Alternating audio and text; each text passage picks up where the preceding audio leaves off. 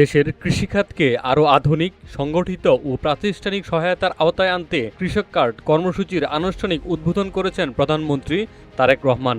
মঙ্গলবার 14 এপ্রিল দুপুরে টাঙ্গাইলের শহীদ মারুফ স্টেডিয়ামে আয়োজিত এক অনুষ্ঠানে তিনি সরাসরি কৃষকদের হাতে কার্ড তুলে দিয়ে এই কার্যক্রমের সূচনা করেন। অনুষ্ঠানে প্রধানমন্ত্রী প্রতীকীভাবে 15 জন কৃষক ও কৃষানীর হাতে কৃষক কার্ড এবং গাছের চারা তুলে দেন।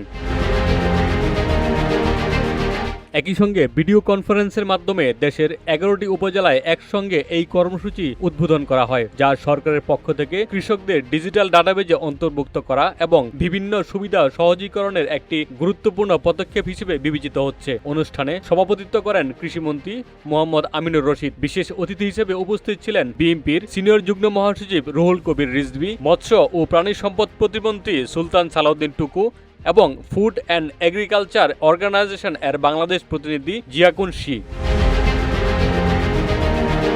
এছাড়াও স্থানীয় কৃষক প্রতিনিধি হিসেবে বক্তব্য দেন কৃষক কবির হোসেন ও কৃষানী জুলেখা বেগম, যারা এই উদ্যোগকে সময়োপযোগী ও কৃষক বান্ধব বলে অভিহিত করেন। প্রধানমন্ত্রী তার বক্তব্যে বলেন, কৃষক কার্ড চালুর মাধ্যমে দেশের প্রকৃত কৃষকদের একটি নির্ভুল তালিকা তৈরি হবে, যার ফলে ভর্তুকি, ঋণ সুবিধা, প্রণোদনা ও অন্যান্য সরকারি সহায়তা সরাসরি কৃষকের কাছে পৌঁছানো সম্ভব হবে। এতে মধ্যস্বত্বভোগীদের দৌরাত্ম্য কমবে এবং কৃষিখাতে স্বচ্ছতা ও জবাবদিহিতা বাড়বে বলে তিনি আশা প্রকাশ করেন।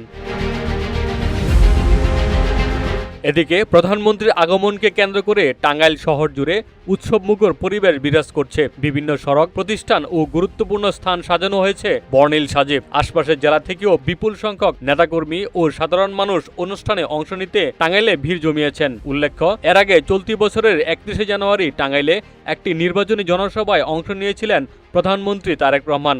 এবার কৃষক কার্ড কর্মসূচির উদ্বোধনের মাধ্যমে আবারও এই জেলাকে কেন্দ্র করে জাতীয় পর্যায়ের একটি গুরুত্বপূর্ণ উদ্যোগের সূচনা হলো।